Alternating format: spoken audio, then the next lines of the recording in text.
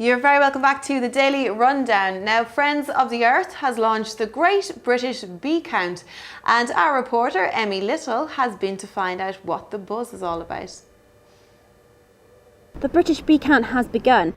They want to find out more about Britain's bees after a survey found that most people wouldn't recognise a honeybee if they saw one. So a bumblebee is a lot fatter and kind of fluffy on the outside, whereas a honeybee is smaller and it's got like kind of a pointier end, and it looks smooth and it's a lot darker. It's more of a browny colour, whereas a bumblebee is kind of like a gingery or a yellow and a more blacky colour. But you can see, so bumblebee is kind of big and bumbly in their name, and they go about, they're very, very gentle. They wouldn't sting you unless they really felt in danger. The count is all about educating people on how they can help the British bee. There are a few flowers pollinators like more than others. Herbs are really good, like chives here, like the flowers on them have got a lot of pollen in them, and they're easy to grow as well, and plus you can eat them. And then we also have over here in the garden we've got like an old plant called borage that it's like good for the good for the bees, and it also tastes like cucumber. It's like a different one, so you can use it in like drinks and stuff. The little purple flowers are quite pretty, like sunflowers as well, so they're nice and pretty as well. And also ivy is a good one because it like gives the bees pollen right into November time. It's like a late flowering plant.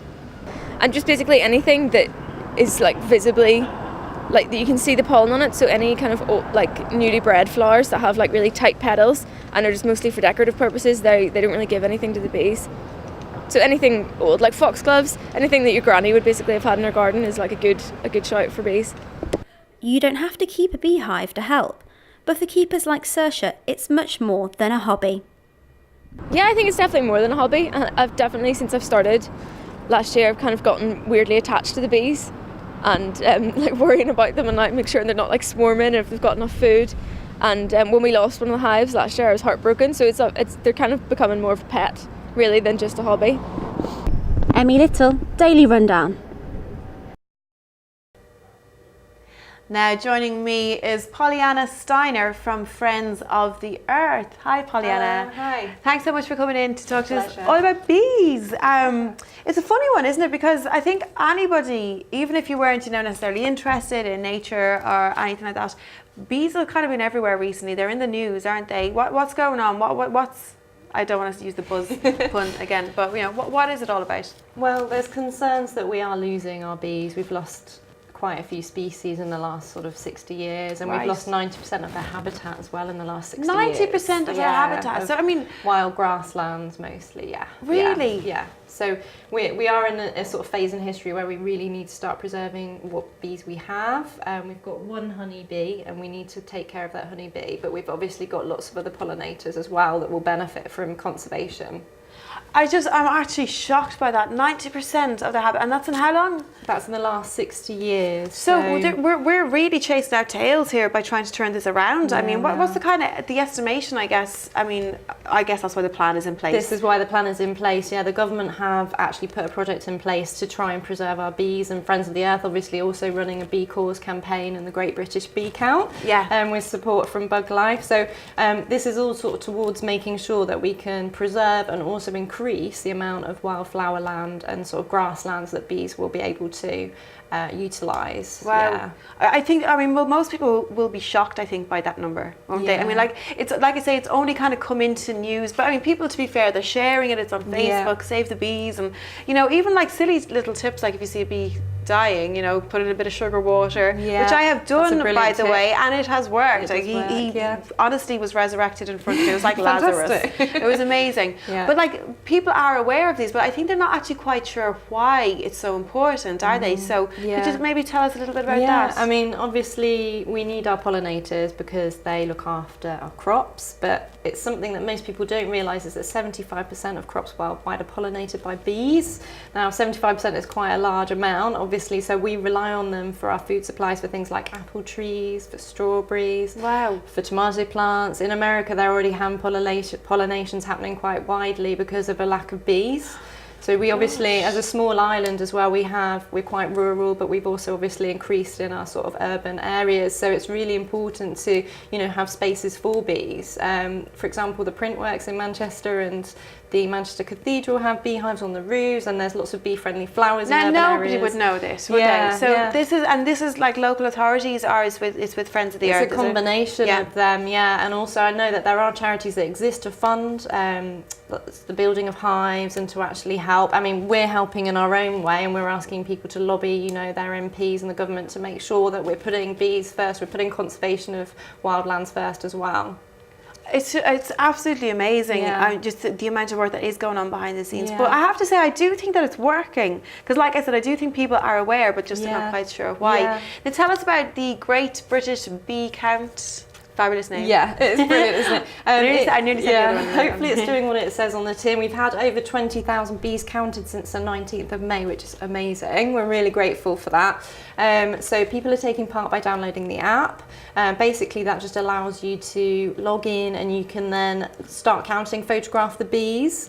You can do a timed count for a minute where you just watch one flower and see what happens, how many bees land. Right. So it's sort of like citizen science, really. People are collecting all this data in different parts of the country, and then we can find out how best to support our bees in these parts of the country as well, and we get all this fantastic rich data at the end of the bee count, which is the 30th of June. That's fantastic. And so has that had a really good response? It has. I'm really happy with how it's going. I think Friends of the Earth have done really well in their launch this year. In 2014, we had over 100,000 bees counted, I know, and 96% of people were using the app at that time, which is why we've just done it via the app this year. Wow. But we're already on 20,000, so amazing. It's brilliant. We're really, really happy with the public response. It's fantastic. And what about, so this will obviously help with stuff like recognising bees, and because I think a big problem over the years might have been that honeybee isn't, I mean, everybody knows the big furry bumblebee, obviously. But if you don't know a real one, you've seen a cartoon. He's a big bumblebee, furry kind of. Yeah. But they're not actually what we're really talking about in this specific situation. I mean, the honeybee, I think a lot of people sometimes they might mistake it for a wasp, mightn't they? They do, unfortunately. And they'll kill it. Unfortunately, Yeah. because they don't look obviously how you think a bee would look. They're worker bees. Interestingly, they're all females, and they don't have a massive life cycle, but their life cycle is really important. They live between 4 and 8 weeks. Right. But the honeybees are actually quite sort of not fuzzy. They're quite dark. They're quite shiny. They're a bit skinny, They're aren't they? a bit skinny. They've got I don't know why we pointy associate tails. sort of chubby with like a All chubby bees. animal with being cute or something like this, furry and that. So the honeybee is quite similar in size to maybe. And there's only one wasp. species of honeybee, which is interesting, but there are sort of 26 bumblebees, there's like over 220 solitary bees which don't use hives. So it's really fascinating. When you get into it, it's amazing how many bees there are out there. So the bumblebee is completely different. So is the bumblebee is it endangered in the same way? Or? It is, yeah. Right. We really need to take care of our bumblebees. They do a fantastic job at pollinating, especially plants like tomatoes, because they have really long bee tongues. They're about 3/4 of the length of their body, which is quite weird, but they're fantastic because they obviously pollinate the kind of flowers that a lot of other pollinators can't reach, which is really useful. So they are really important. Wow. Yeah. So what sort of basic things can somebody do apart from, I don't know, like obviously we saw the package. So say you're not in a situation where you can get a hive or you want to set up a hive. What kind of simple things can somebody at home do to help? Really simple things. Even if you don't have a garden, you can put some sort of nice little sunflowers or geraniums, some nice smelling flowers to attract the bees in little pots on your windowsill. You can have sort of shallow dishes of water so bees can hydrate, because they do get thirsty amazingly. Do they? You can support wildflower gardens in schools, in your local church. There's lots of things you can do. You can do urban gardening. You can increase wildflowers in your allotment if you've got an allotment. Also, interestingly, wildflowers are a fantastic thing to have in your allotment, as long as they're specific kinds. So you can have some that don't sort of go out of control, but will attract the bees, and they really help the soil and they help your plants as well, sort of complementary planting. So there's like lots of bonuses. And obviously they look lovely. And they look nice. Lovely as well. Exactly. It is nice, I think, to have wildlife, even like that bees buzzing around. It's such a sign of summer and nice weather and that type of thing. So what kind of other, I mean, I guess the thing with the habitat, that's a big problem. What way are you kind of pushing forward with that then? Friends of the Earth, I mean. I think Friends of the Earth are really hoping that through the sort of government programme to preserve bees, that we'll get more and more sort of pesticides taken off the shelves, that we'll get more and more sort of involvement from businesses, from schools, from everyone really, in sort of making habitats for bees and actually sort of rewilding some bits of, you know, of the UK and making sure that we've got access, they have the access to wildflowers, for example, and try and preserve our meadows because we haven't got many left. Obviously the grasslands that I was talking about before, you know, we've only got 10% of them left compared to 60 years ago. So we do want to try really hard to hold on to those, but also look into like farmers, you know, maybe putting like lines of sort of wildflowers alongside some of their croplands and that kind of thing, you know, planting catchment areas where there's space for the bees to sort of nest. So not all bees have hives, obviously, so some of them need to nest in the ground, they need that habitat, especially grasslands. So trying to sort of find ways around, you know, so it's a big push, isn't it? But it is something that literally everybody can be involved in with this. You can, if you live in an apartment, or like that you said, if you're a farmer, either. And rewilding, I love that as an expression, rewilding England. And to be fair, there are incentives now around the UK. And I was just saying to you earlier on before we came in that my friends, it's two single guys, or they're in a house share. They've just taken a hive on into their back. They live in the middle of London.